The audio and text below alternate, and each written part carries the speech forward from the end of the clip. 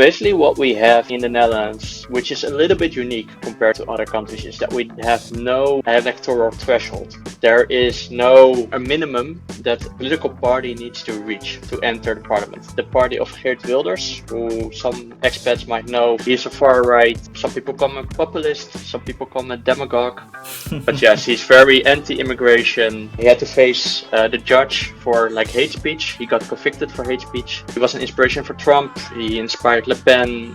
You mentioned about Mark Rutte, earlier Prime Minister, and you praised about him. I mean, he was a good speaker. He was a great speaker and he was very charismatic. I think he was not a great leader. People gave him the nickname like Rubber Rutte because he was always bending with the wind. So he was very flexible. Is he a patriotic person? He was patriotic in the sense that he believed in the power of the Netherlands, but he was not in favor of leaving the European Union.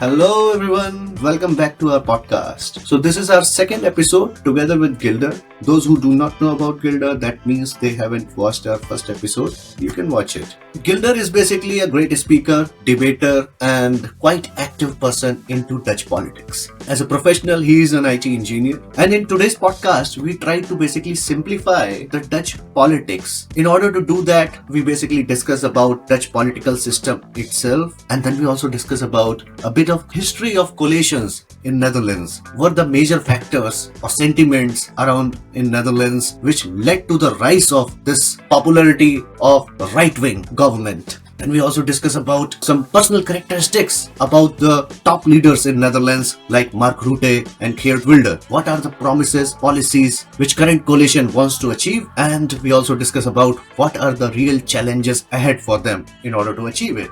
And I think, friends, viewers, listeners, after watching this podcast, you will be having a better understanding towards Netherlands politics. Please enjoy the content. Gilder, first of all, how are you? And how are you feeling to coming next time on this episode? I'm doing good, thanks. Got a little bit of a cold, but I'm over that. So feeling nice and refreshed now. Okay. So let's start discussion for our listeners and viewers. Mostly they are expats because for Dutch consumer, they already have the news channel and they already know a lot of things. So, since we are doing it in English and it will be targeting most of the people, those who are living in Europe, specifically living in Netherlands as an expat. So for their knowledge and curiosity purpose, this podcast is going to be on this subject, which is basically current coalition government. If you can throw some light initially, then I will ask you further deeper questions. Yes, sure.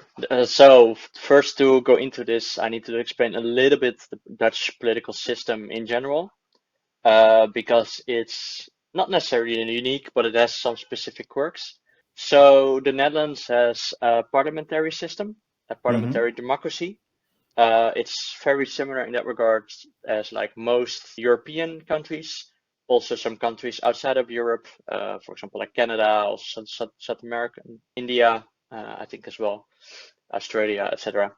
So basically what we have in the Netherlands, which is a little bit unique compared to other countries, is that we have no electoral threshold. So that means that there is no limit, a minimum that a political party needs to reach to enter the parliament. For example, in a lot of countries, you need to have a minimum of 5% of the votes to get into parliament. In the Netherlands, the minimum is 1 seat. We have 150 seats in the main house of parliament. We have 2 houses, like most countries, but the main one is the House of Representatives. And there, the threshold is 1 seat, so that's 0.67%. We also have no system, unlike other countries, where you can get seats through like a regional vote.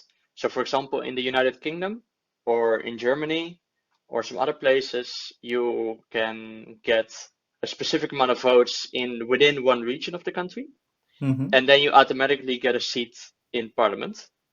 But in the Netherlands, the entire country is one region, basically. There's no subdivision. In terms of the national parliament, there are lower parliaments for the different regions, but for the national parliament, it's all one region. And I think that's a little bit unique because it's there's like the lowest threshold to enter parliament.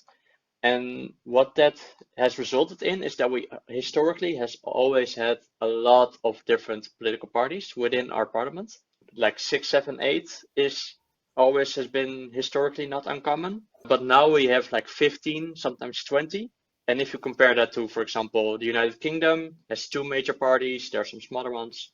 Germany has like five parties, Austria has like five parties.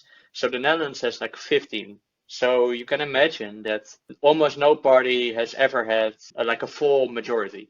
So if you have 150 seats, you need 76 for a majority, and the biggest party will get maybe 30 seats. So that means you already need at least three, four other people to govern with you. And that's why the Netherlands has had historically always had these coalitions of like two, three, four parties. Now we have a coalition with four parties again. So we are currently in a coalition which is some people call it center right, some people call it a bit more extreme right. Basically, what we have is the party of Geert Wilders, who some expats might know from because he's also pretty famous from the news outside of the Netherlands. Mm-hmm. He's a far right. Some people call him a populist, some people call him a demagogue. But yes, he's very anti-immigration, specifically anti-Moroccan, anti-Turkish. He had to face the judge for like hate speech. He got convicted for hate speech, and he inspired other people within Europe as well. He was an inspiration for Trump. He inspired Le Pen. So yeah, he's definitely on the far right. Mm-hmm. And the last elections, which were in November 2023, that was the first time in the Dutch history that he actually came in first. So he's been a stable factor for the last 20 years, 15 years, 20 years. He's always been around, like always grab a lot of attention in the news, stuff like that. But this was the first time that he actually came in the first position. So he managed to form a coalition. We can go into a little bit later on what that took for him. But he's now in a coalition with the Farmers Party, which is pretty new. But that became big out of a sudden, out of like a nature crisis, a nitrogen crisis. Mm-hmm. He's governing together with the Liberal Party, who has been in power already since 2010, I believe. Mm-hmm. Mark Rutte used to be their prime minister. He's gone now. He's now leading the NATO, but he used to be prime minister for 13 years for the Liberal Party. And the fourth party that's also in their coalition is a split off. You can call it Christian Democrat, which is also a pretty common political current within Europe. So it's a little bit center, but a little bit more conservative.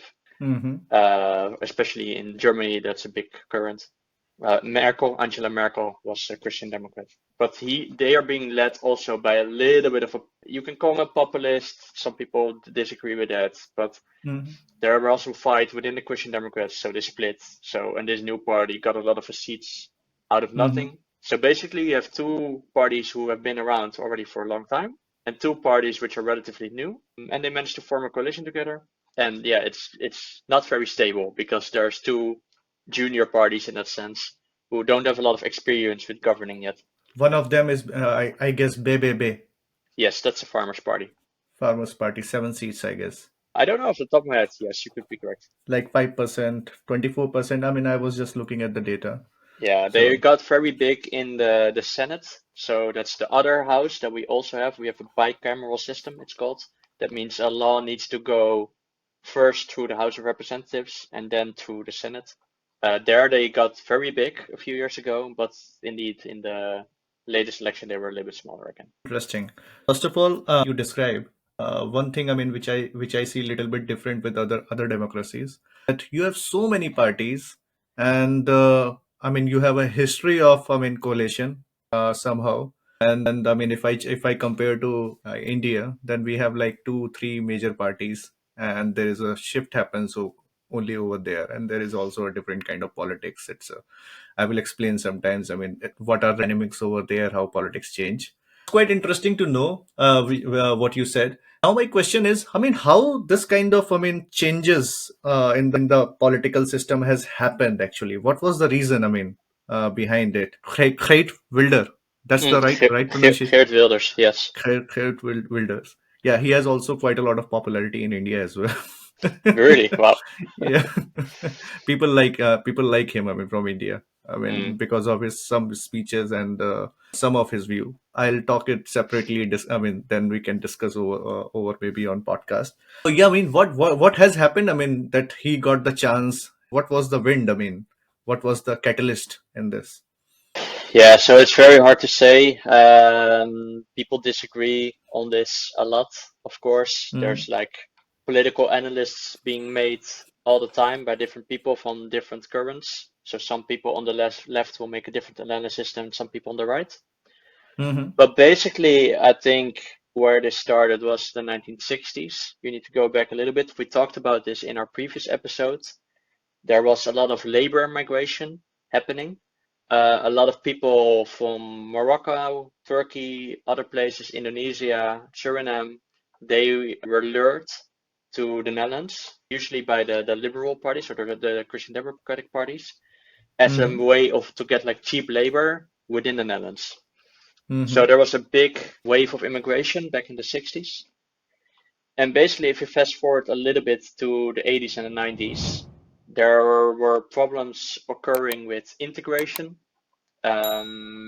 poverty, etc. There's all like social economic situations where that gave a rise to people starting to get a more negative views about migrants, Mm-hmm. and basically where Dutch native people were pit against people from Suriname, people from Morocco, etc. Mm-hmm. And this gave rise to, which was basically the first anti-immigration populist, which was pretty famous, which was called Pim Fortuyn. He might be a little bit famous outside the Netherlands. I'm not sure.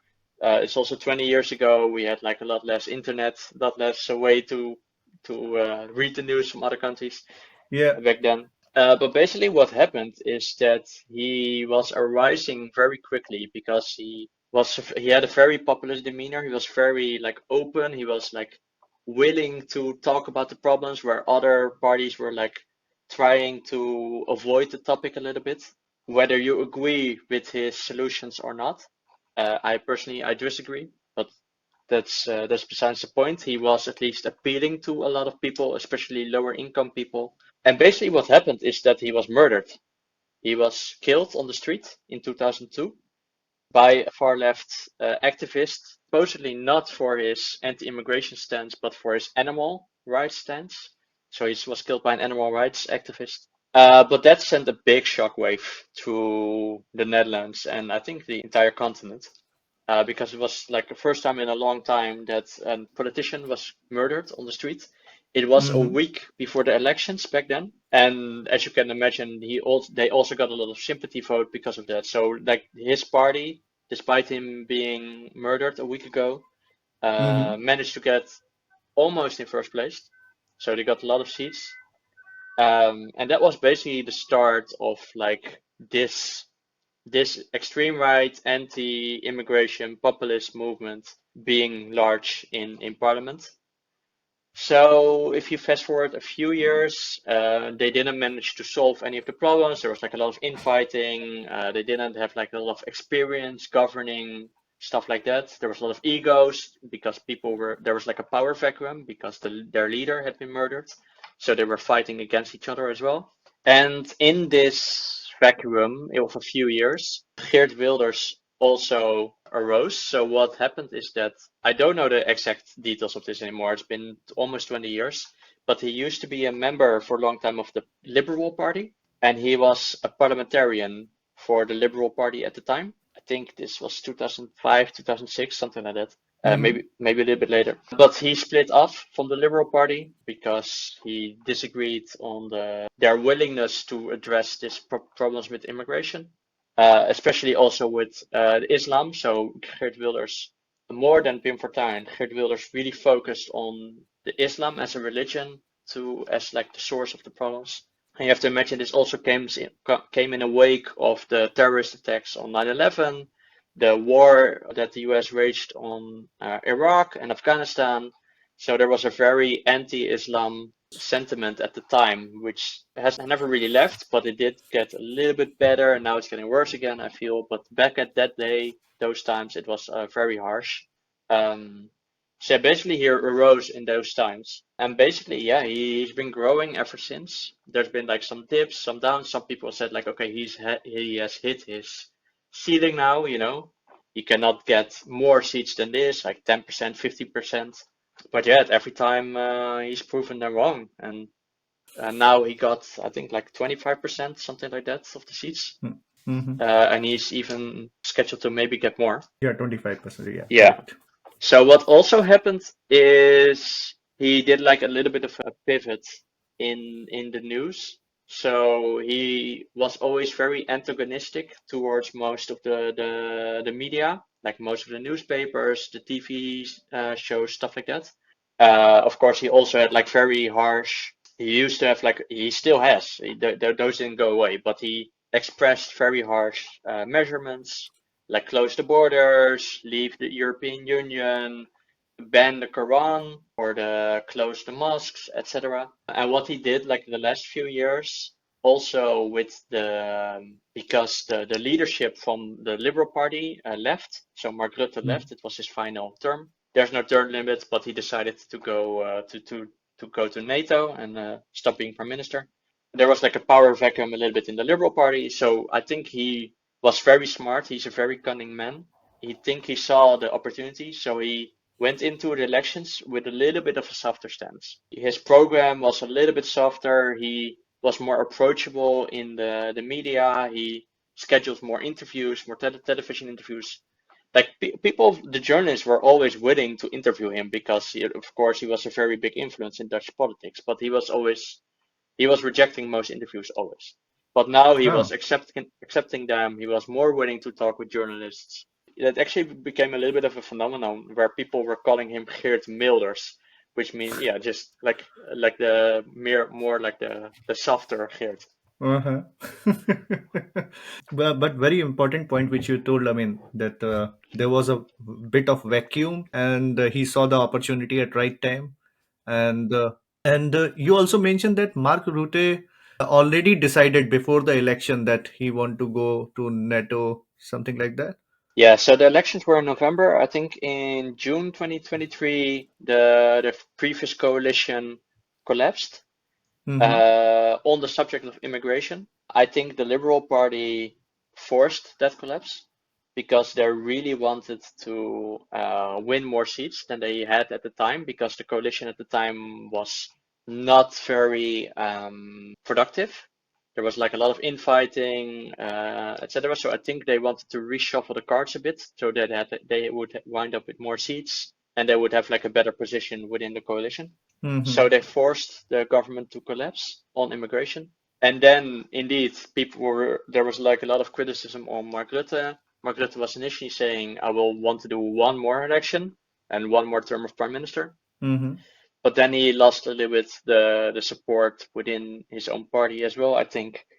And I think he saw the way the wind was blowing, and he decided to jump ship to NATO, where he is now the Secretary General. That meant indeed like the Liberal Party had to fill his shoes, find like a new leader. And Mark Rutte was I hated him in a lot of ways. I disagreed with him on a lot, almost everything. But he was a very charismatic man. He was a very good speaker. He was one of the few politicians that was able to resist Geert Wilders, that was able to handle him in the debate. And now that he was gone, yeah, the Liberal Party had a problem. And then you had like only like 4 months, 5 months to find a new leader, and then also create an image around that leader. Because if you elect a leader, of course, not everyone within the country immediately knows who that is. Mm-hmm. That takes time. So you need to create that image. They forced the government to collapse on coalition, but then they didn't really have like a good story on what they were willing to do differently, because they were almost already as far right as the Geert Wilders, but not completely. They were not completely willing to overpass him. And then in the meanwhile, Geert Wilders went a little bit softer, so there was a very weird dynamic there. Yeah, and I wouldn't say they lost. They still came in second. They didn't lose that many seats compared to their first election, But their whole Hmm. gambit of forcing the coalition to collapse, to get new elections, to gain more seats, that definitely failed. Interesting, interesting. So you mentioned about Mark Rutte, earlier Prime Minister, and you praised about him. I mean, he was a good speaker and has been, I mean, one of the good leader. I mean, in last decade. I mean, in politics at least. I disagree a little bit on that. He was a great speaker and he was very charismatic. He was a great debater. I think he was not a great leader. Of course, I disagreed with almost everything on him, but even if I have a bit more objective look, I think he was still mediocre because he was very unwilling to address problems head on. So Example. so people gave him the nickname like Rubber Rutte Hmm. because he was always bending with the wind. So he was Okay. very flexible. That's how he stayed in power for 13 years. He survived a lot of political crises. There were a lot of motions of no confidence against him. He's managed to survive them all Hmm. because he was always willing to build unlikely alliances. He was just very pragmatic. He was like the opposite of principled. He once said that he later came back to this quote, but he did say originally that he didn't like vision because was only obscuring him. So like no political vision because that would only like blindside him basically. Hmm. So he was always just looking what is going on now, where do I need to go now, which alliance do I need to form, what should we do to mitigate this problem, and never properly dealing with the problem head on. And I think because of that, the coalitions that he was in became more and more unstable. And he led four coalitions, and the last two coalitions basically were not able to do anything, and they only let problems fester more and more. So in the end of his coalition, we had basically seven crises in the Netherlands. I cannot remember them all from the top of my head, but there were so many Hmm. crises going on. There was like COVID, there's climate change, there's Housing. housing crisis, healthcare, not enough in healthcare, not enough employees, not enough nurses and doctors. The nitrogen crisis, yeah, and then I'm already forgetting another two. You mean to say, I mean, basically under his prime ministership, he hasn't able to really make any impact or solve any issue, basically. Exactly. He was more like a caretaker, like a caretaker government where like things are chugging along, but in the meantime, all the problems that were originating, they were starting to fester and fester, grow and grow more. What do you think? Was he a patriotic person, or is he a patriotic person? That's hard to say. I think so, yeah. Luckily, we don't really have this patriotic nationalism that much in the Netherlands. He was patriotic in the sense that he believed in the power of the Netherlands. He believed in our economy, our ability to bounce back, the culture. He was proud of the Netherlands, but he was not in favor of leaving the European Union, for example. He was in favor of the European Union. He was in favor of working together now militarily with the NATO, for example. There's never been like, at least in the recent decades that I can remember, that like people are using the nationalistic image of the Netherlands as like a political instrument. Like there's not really like people that wear like Dutch flags on their suits or something like that. So Geert Wilders is maybe one of the few examples. He does use the Dutch flag colors in his propaganda a little bit, but not that much even. Oh, and if you compare to Geert Wilder, Yeah, in that sense, Mark Rutte was a little bit less patriotic, sure. But it depends on your definition of patriotic, I guess, because, yeah, like I said, he did believe in the power of the Netherlands and also of the superiority, I guess, of our culture and our economic systems and power, but not, he was not, for example, in favor of leaving the European Union, where Geert hmm, Wilders, I'm not sure if Geert Wilders believes in it, but he has touted it as a solution, for example, to deal with the migrant crisis. Whether you agree there is even a crisis or not, which is what we discussed in our previous episode, but he is saying, like, okay, if we want to close the borders to kick out the migrants, then we need to leave the European Union. So, in that sense, Geert Wilders is more nationalistic. the statement itself, I mean, that we want to leave the European Union only for the sake of having immigration issue. But I mean, on the other hand, it's economics, business. And what about that? I mean, that's also, I mean, there would be a big impact, and once you do, I mean, take this kind of step, I mean, it takes like, I mean, couple of years, I mean, to bounce back. I mean, if something goes wrong. Yeah, definitely. Like if you look now at the United Kingdom, how they're doing, like what is it, 8 years after their vote now, Hmm. their economy is still not really growing. It's very stagnant, Hmm. and it's And definitely also way they, before the growth projections that they had previously. and I think, I mean, they have crossed the limit, all limit of immigration issue, and now it's not in even in their control. It has gone out of control, I guess, Yeah. as far as I understand. So yeah, that's another thing. And also, Again, like come back. the Dutch economy is so intertwined with the other countries. We're like an import-export country. We're a trade country. So we are, I think, 70% of our export goes to Germany through trains and trucks. And of course, we have the harbor in Rotterdam. We are so dependent on way more than the United Kingdom on the rest of the European Union. If we would want to leave the European Union, we should do that together with Belgium and Germany, because otherwise we immediately break our economy. Yeah, interesting. So is this still agenda is going on, or there is a consensus on this? I mean, whether they want to go ahead with this decision? No, so there's no popular support whatsoever at the moment for leaving the European Union. It used to be a little bit more back in 2015, 2016, when we were on the tail of the euro crisis. And we also had, in 2015, we had a big refugee crisis, with a lot of refugees coming from primarily Syria, if I remember correctly. The political support or the popular support, I should say, for the European Union was on a downslope. And in that stream, the Brexit happened. But since then, the European Union has become a little bit more popular again. I think especially also because of COVID, there was like a lot of communal, at least on European level, there was like one fund to help different countries that were being hit the hardest, the first with COVID. And yeah, the other problems died down a little bit. So at the moment, there's no serious push to leave the European Union. I think like maybe there's like maybe 10%, maybe 20% popular support for it, and the rest Hmm. either doesn't care or opposes it. So what do you think? I mean, with this current coalition, hypothetically, if we see, I mean, it goes for next 4 years. I mean, it completes. It doesn't break up. Hmm. What they can achieve? I mean, what agendas or reforms or policies, whatever they want to, but at least at what level they can make impact, whether it is positive or negative, doesn't matter. But what is going to be change? That's a good question, because there's the things that they say they want to do on paper, and there's the things that they are able to push through. And those are, I think, with this coalition, maybe for the most, they are very far apart.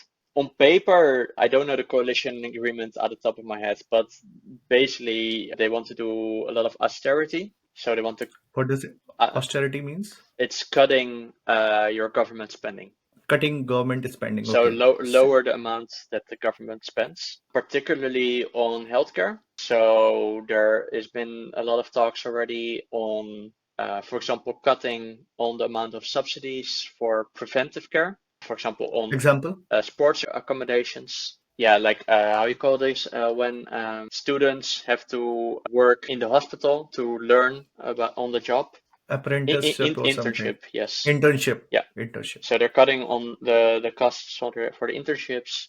So there are some other ones as well, but where they are basically cutting the spending of the government to try to limit what they say is like the dangerous growth of the healthcare costs. And we've seen this before for example, in the United Kingdom, especially during the Euro crisis. Under the Conservative Party, they cut a lot of spending, especially also with healthcare. And that was really bad for the country because it increased poverty, it decreased the health of the country. There were a lot of people that got sick because of it. And then what you end up having is that you have to spend more to cure a person. So I think especially like preventative measures in healthcare, it's actually like 2 times or even 3 times cheaper to spend some money on preventative measures for example, like advertisements to convince people to smoke. The other stuff that I already mentioned, to invest in sports and Hmm. other things, than to actually treat the person once they get, for example, lung cancer. So I think this is a very short-sighted measurement. So basically, the current coalition want to save some money on government spending. Yes. Yes, and in order to achieve this, one of the measure or the area focus area is basically healthcare, where they want to reduce some expenditure. Yeah. So, what you said, it could have negative impact because I mean, one way you are trying to save some money, but at the other end, I mean, you are playing with the health of the nation, kind of something like Exactly. that. Yeah. So it can go negatively. We don't know what will happen in the future, but this is what we can estimate or think about. That's why I pointed to or gave the example for the United Kingdom, where they had a lot of austerity, tax government spending cuts 10, 15 years ago during the Euro crisis. And there was like a big research done there, like 10 years later, to measure the impact, the long-term impact of those measurements. And I don't know the research at the top of my head, but basically what they found was that it pushed, I think, like 200,000 people into poverty. So a lot more people went into poverty and a lot more people got sick. So I think indeed, like these measurements are very short term. It also comes from like their ideology where they want to limit the amount of basically the size of the state, where they want to limit the amount of laws, limit the amount of rules, limit the amount of institutions, like public institutions that the state has. Privatization, Yeah, exactly. They more want to and more. make the state a little bit smaller. There's no real push at the moment, I think, to privatize any parts of the government. We had a big privatization wave in the 1990s, where, Hmm. for example, the telephone, the railways, the postal service, those were all privatized. So those are all commercial companies now. They're commercial or semi government. I believe they're 100% commercial, but the government is still either their main stakeholder or they are the main client. Yeah. No, yeah, so they, of course, they still do make some laws that regulates them, but they are also the client. So they will pay the company for their services, which are then in line again for the whole society. For Just example, like the state interesting. also has their own, for example, for all the ministries and all the other parts of the government, also, for example, the army, they need to have telecommunications as well. So they will be a client for the telecom company. Okay, So so another thing that the coalition wants to do is, so on the other hand, what they are spending money on a lot is the army. So they want to increase the army by a lot. I think 37 billion euros on a yearly basis, which I think is about double the current spending. I think it has a major impact because of this Ukraine crisis, Yes, Ukraine Russia. partially, yeah. Yeah. Why I'm also focusing on these tax cuts as well is because on one hand they are cutting costs on healthcare, and on the other hand they are spending more money on bombs and other stuff to go to the army. And then of course the migrant crisis. That's the big focus, at least especially in the news in the past 6 months, when since they've been in government. It took a while for the coalition to form. We always have very long coalition forming phases and negotiations here in the Netherlands. Okay, So they got in power, I think, like just before the summer holidays, um, in July somewhere. June, July, something like that. Yeah. Yeah. Uh, and since then, the focus has been fully on the migrant crisis, as they say it. The main problem currently in the coalition is that the party of Geert Wilders wanted to use emergency law to cut some regulations for refugees, close the border, all that kinds of stuff. And the Farmers Party didn't really care. The Liberal Party, I think they cared, but they were not open about it. And the Christian Democratic split of party, they were very strongly opposed because they actually came into power and they gained a lot of seats because they were focusing on the integrity of the government. So like a very anti-corrupt-ish So what they were saying is like, no, you cannot use emergency law for this because this has been a long ongoing growing problem. And it's not like, for example, like a natural disaster or like COVID was, something like this, where you would need to use emergency law for this. You can just, because the thing with emergency law is that you are allowed to enact measurements directly and then afterwards explain yourself to Parliament. But that's the other way around. And normally you always have to ask Parliament first for permission to do something to change the law. Basically, you see, I mean, Parliament one and the lower Parliament, upper, in both side it get first passed and then it will be applied, something like that. Exactly. Yes. Yeah. And they But wanted to. here, I mean, with emergency measure, I mean, you don't need to go through with these steps. You just, I mean, because of the national security or national interest, you take these kind of measures. I mean, every country or every constitution has this kind of some sideways to Yeah. deal with. In Yeah. India also it happens sometimes. We also have a very long history, like 10 years, where there was emergency period.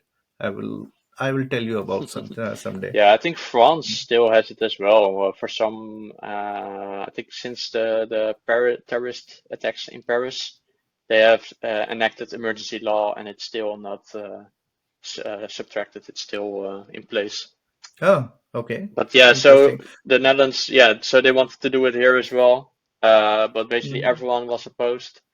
But for Geert Wilders, it was a very important way of showing his power, especially to appeal to his voters. There's been like fighting already for the last 2 months on this. And now, actually, tomorrow when we record this, from where we record this, there it will be like the final day before the small holiday, and they Mhm. will make a decision tomorrow what they will do. But there were already some leaked things yesterday, and it seems that they will not go the emergency route. So that means Geert Wilders has binded in. He has given more room to the other parties in his coalition, probably because he knows that it's also not in his. You can imagine it's not the first time he's been in power. A little bit before that was a whole other story, but he supported Mhm. the first government of Mark Rutte in 2010, 2012. But this has been the first time that he's really fully in power and also as the first party, the biggest party of the coalition. So if now is not the time when he will enact all the measurements that he's always in the past 20 years of opposition has always spouted, then if not now, then when? So I think in the polls, he's doing pretty good. He's a little bit ahead of his current amount of seats. But I Mhm. think he will know that if his government collapses, there's another round of voting. I think his votes might collapse as well. I don't think he wants to gamble that. So I think he will want to make the most out of this coalition. So that's very interesting to see how far the other parties can push him to make sure that yeah the most extreme parts of his platform will not be enacted. But though of course on some parts they agree because otherwise they wouldn't be in a coalition with him in the first place. But yeah, that's a very interesting dynamic so far. And the another major one which will come up probably already within a few months and it has come up a few years ago, but that was the creation that led to the creation of the Farmers Party, basically, is the nitrogen crisis. The nitrogen crisis did not go away. So basically, there's a problem for, I call this like the milieu in some areas, like the nature reserves. There's too much pollution of nitrogen from factories, from cars, but primarily from animal farming. The government got called back on this by the judge, by the courts, and then the government had to enact emergency, well, not really emergency, but very strict nitrogen cutting laws. And they had to, for example, subtract a lot of permission slips for construction work. So a lot of the construction work in the country fell flat. They had to lower the maximum speeds on the highway, stuff like that. And this was a few Mhm. years ago. This was the previous coalition, the last coalition of Mark Rutte, that had Mhm. to do this. But basically, in the past few years, there's not been sufficient measures enacted to combat this. And this led to the creation of the Farmers Party. And of course, they are very opposed of these nitrogen measures, and they are because they are primarily cutting into the animal farmers. So it will be very interesting to see how far the coalition can enact new measurements against the nitrogen crisis in the next few months. Mhm. Because there's a big chance they will lose a new court case that's brewing.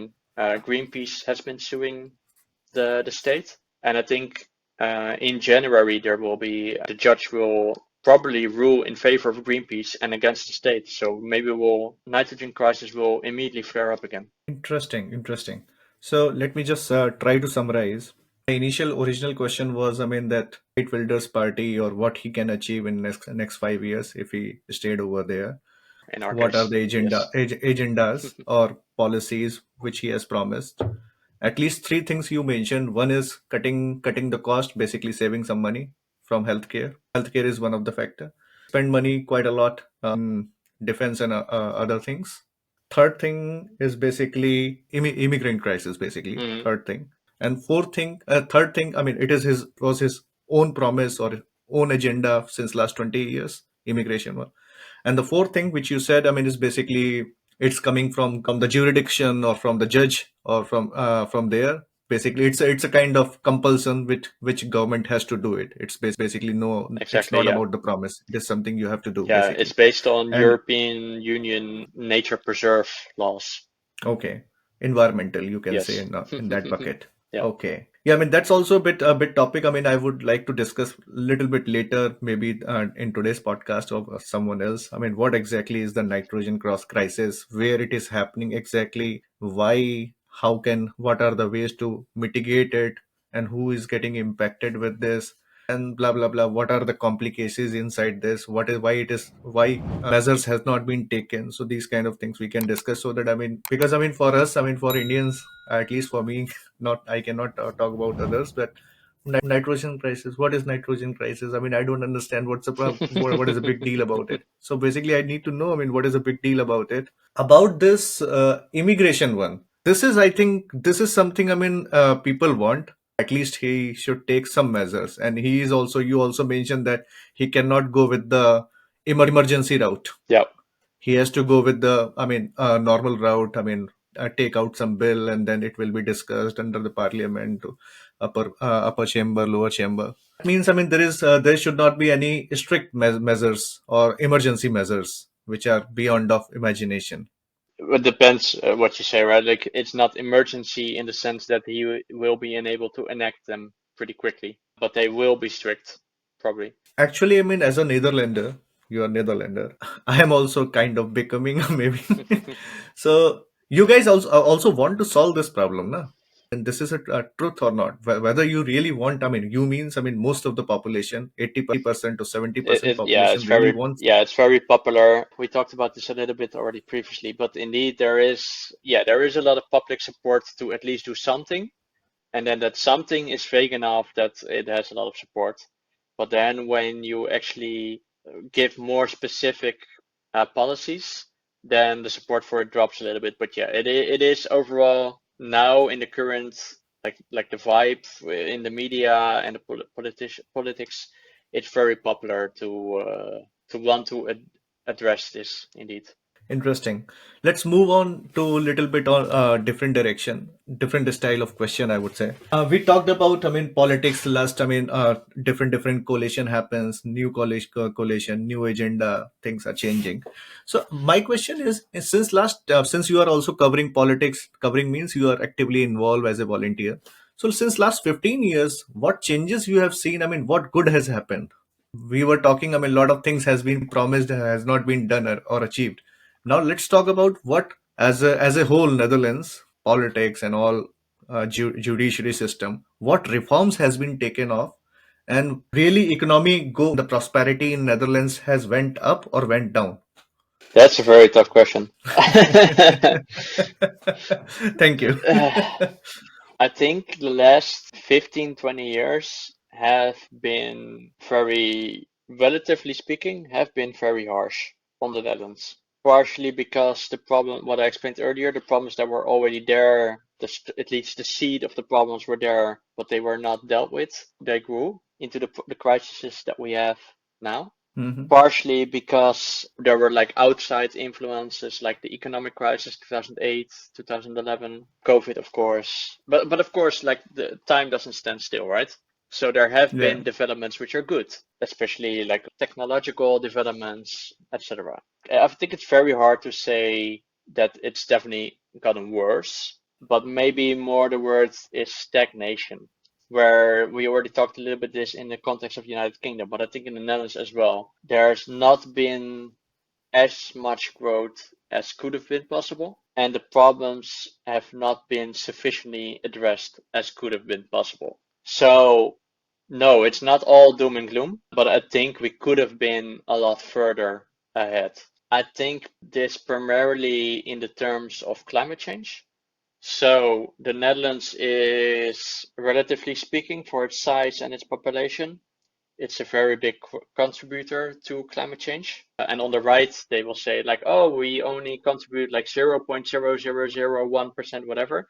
No, I'm speaking for relative to our population. So per capita, per head within our population, we are a big polluter. And it doesn't even include the fact that a lot of our wealth is imported from, for example, China and Bangladesh, like our clothes and our technology. So even the pollution there is also partially for our consumption here.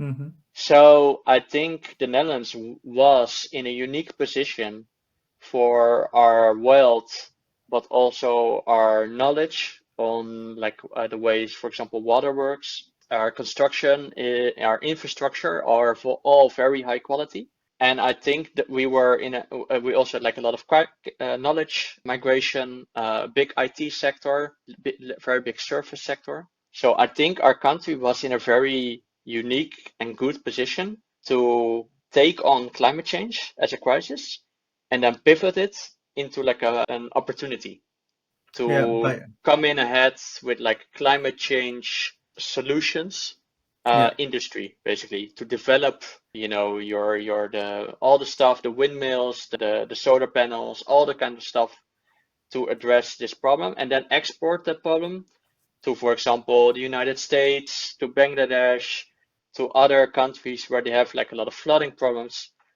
For example, like in Florida, just has been hit by two hurricanes.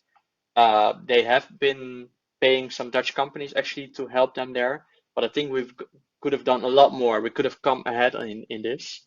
But what you see is that we, as a country, we didn't grab that opportunity at all.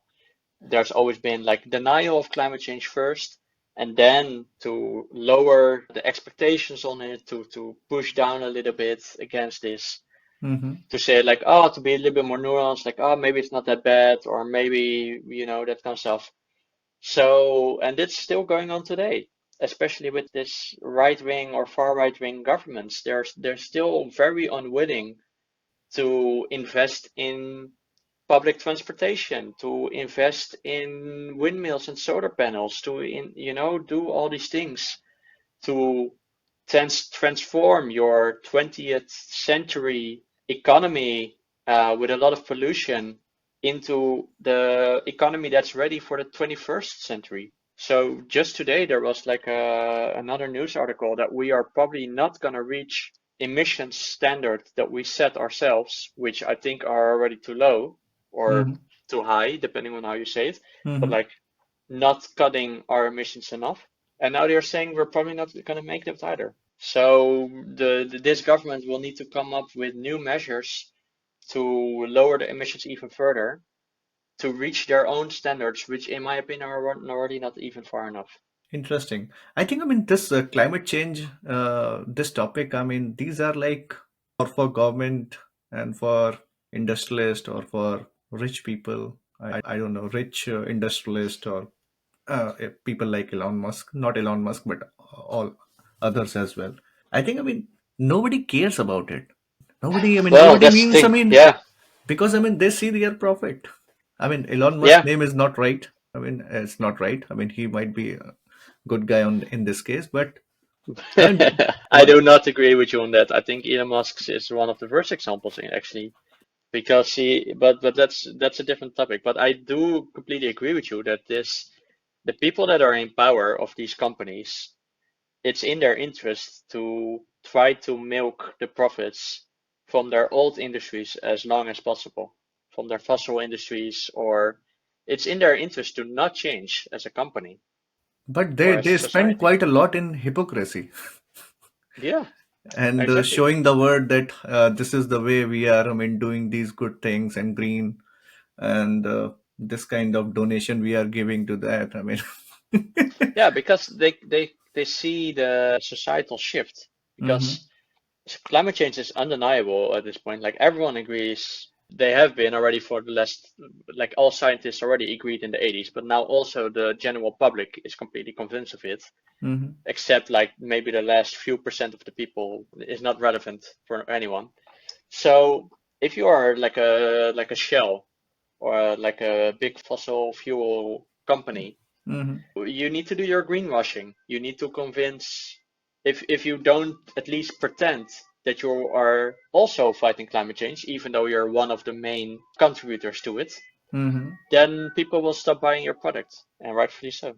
Yeah, I think the those measures in stock, what is your rating in ESG for every public company? So when people buy stocks, they also check their ESG measures. I mean, whether they are doing something good for environment or not, How green they are, yeah. how green they are. So at least it is a good thing. Slowly, slowly it will move, most probably. It is a very tough subject because on one day you can be a doomer, a pessimist, and the other day you need to be an optimist because we still have the power to fix this. hmm It's not too late, and we need to keep convincing ourselves it's not too late because otherwise you will stop Yeah. doing something at all. But it is also not going fast enough. So, Hmm. Interesting. I was thinking, I mean, to do one podcast on this with someone, maybe with you or maybe with someone else, to just think about the possible solution. Just do the brainstorm. What could be the possible solution? I mean, any country or group of countries or maybe entrepreneurs which can play some role into this. They can make a product out of it. Something like that can happen. well, that's the thing, right? Like even within to put it back to our conversation subject, like even within the structure of the capitalist system, hmm there is an at least an opportunity for like to get like new profits hmm and make new innovations on this subject. So every crisis is also an opportunity in that sense. Whether they will able to do it, I don't think so, but that's besides the point. But at least there, even for like right-wing liberals, they should have seen this as an opportunity as well, but they didn't go for it at all. They instead want to deny it and downplay it at every turn to protect the old industries and the old systems. And they still maintain, for example, the idea that everyone should have their own gasoline car instead of investing in public transport. Why only gasoline car, not electric car? I, I don't know. I don't know. They're not pushing for them at Yeah, all. But yeah. yeah. Just wanted to share this thought. I mean, which I have seen. I think since last 5 to 10 years, vehicles or vehicle industry transportation, it has shifted quite a lot on electricity side. I mean, it is shifting. I mean, people those who cannot afford. I mean, that's another problem. But it is shifting quite a lot. The only thing is basically people those who cannot afford it to shift on green energy. Maybe there has to be some innovation that they can also purchase. I mean, that low end product as well. Low end means, I mean, which they can buy. For an example, in Mm, India this kind of innovation is happening, like uh, China as well. A lot of China as cheap well. electric cars. Electric cars plus electric bikes. So a lot of electric Yeah. bikes, and at mass scale we are producing in India. I mean, most probably we would be the in two wheeler segment. India could take a lead. I mean, there is a chance because I mean it is already rolling out in India, and India is a big population, so you can I mean first roll out and then do a lot of iterations, and then you can come up with a good quality product which you can export all over the place. So this is already happening. So these are at least good signs. I mean, some people are onto this. Because I mean it's also good now. I mean, if you're running a bike rather than a car, and most of the times, and if it is running on electric and already technology is already there that battery can survive for like 150. I mean, for cycles, I mean, we are getting this limit like 150 50 kilometers.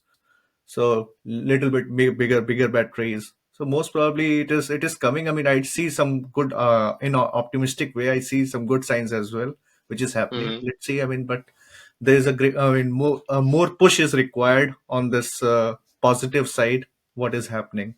And I believe, I mean, I was reading, I mean, within Netherlands also, I mean, a lot of entrepreneurs, not lot of, but couple of entrepreneurs, they are focusing around this. I mean, how to change the system, whole system means, I mean, they are thinking ahead, like after 5 years or 2 years, 5 years, anywhere.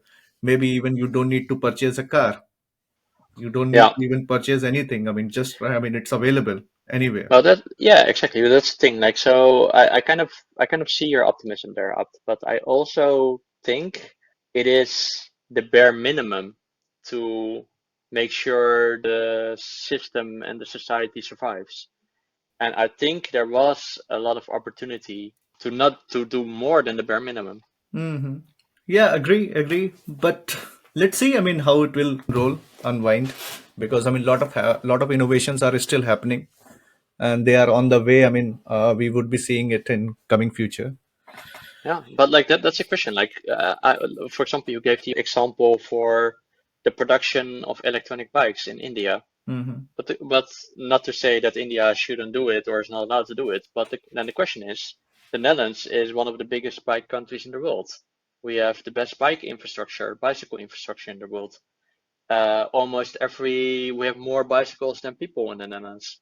If you combine that, the whole bicycle infrastructure, and also then with the knowledge and IT industry that we currently have now in the Netherlands, why didn't that arise here? You did say a few examples of like small companies that are now doing a startup, but like why wasn't there like 10, 15 years ago? And why didn't they get support from the government to and roll that out in the whole society? We could have had electric bicycles 10 years ago.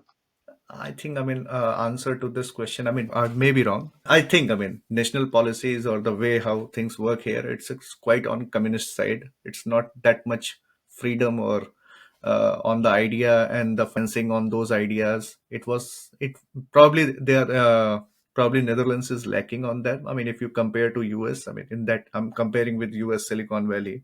You have the idea, then you have the, I mean, money as well, and people are working on it.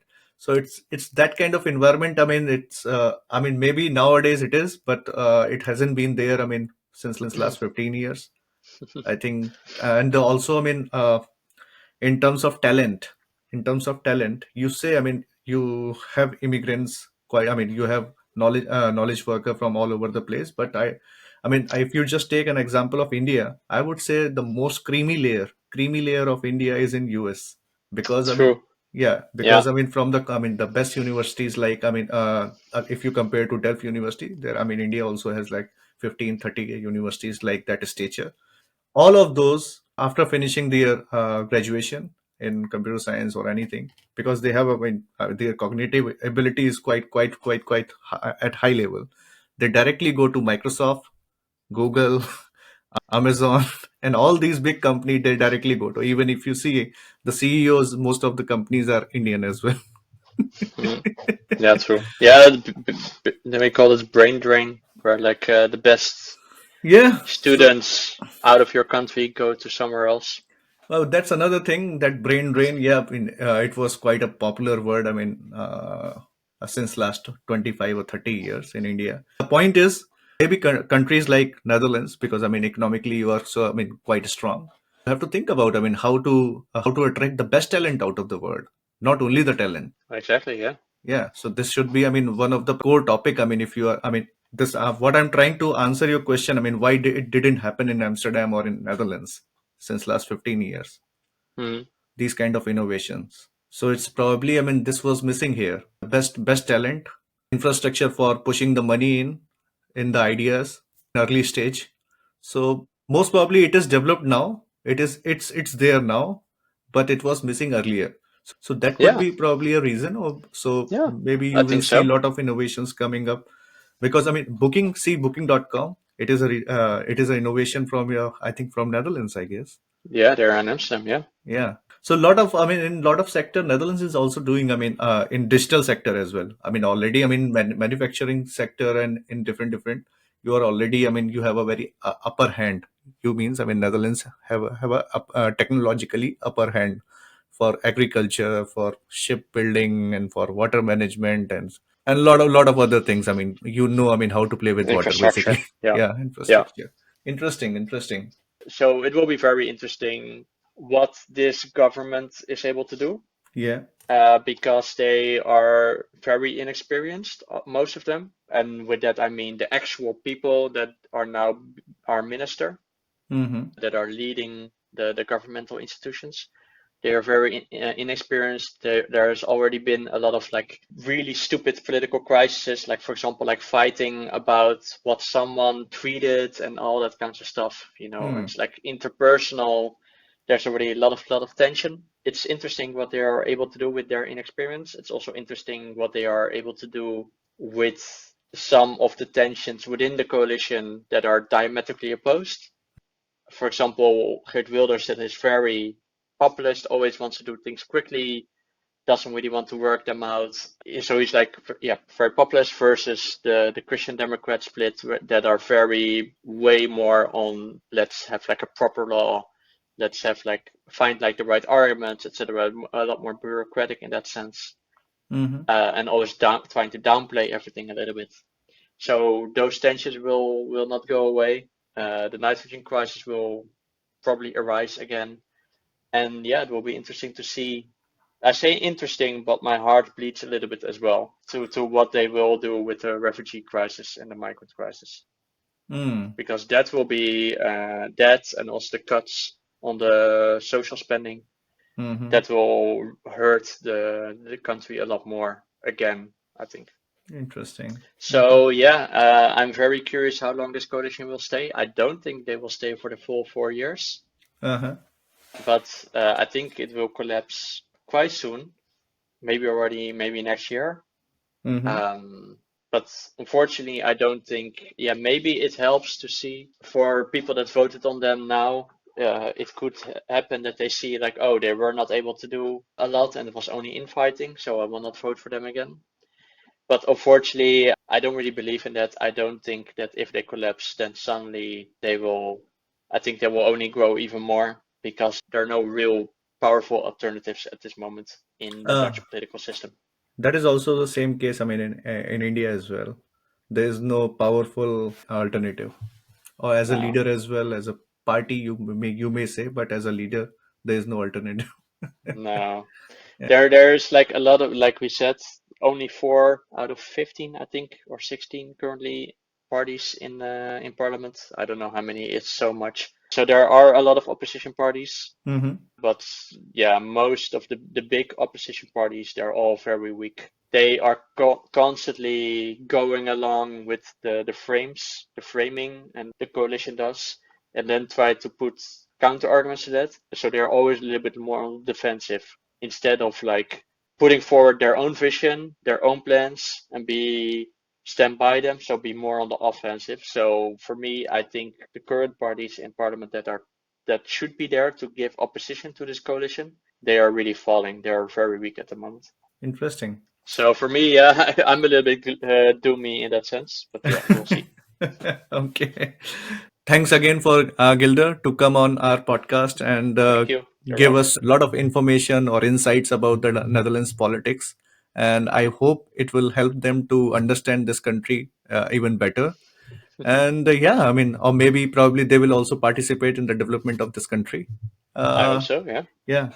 So with this, I would say bye-bye, Tata. See you in the next episode, guys. If you are listening or watching this content till here, that means you are liking it. So please do not forget to like this video and subscribe my channel, which will give me more motivation to build more and more good content. And you can always give me some suggestions about the topics which you want to listen more in the comment box. I will try to gather it. I'll try to make a content on it. If you haven't watched my previous episode about the perception of Dutch society on immigrants and expats, you can watch it here. In the coming weeks, we are going to also release a new podcast about impact of USA election on Europe and specifically in Netherlands. Till then, bye bye. See you in the next episode.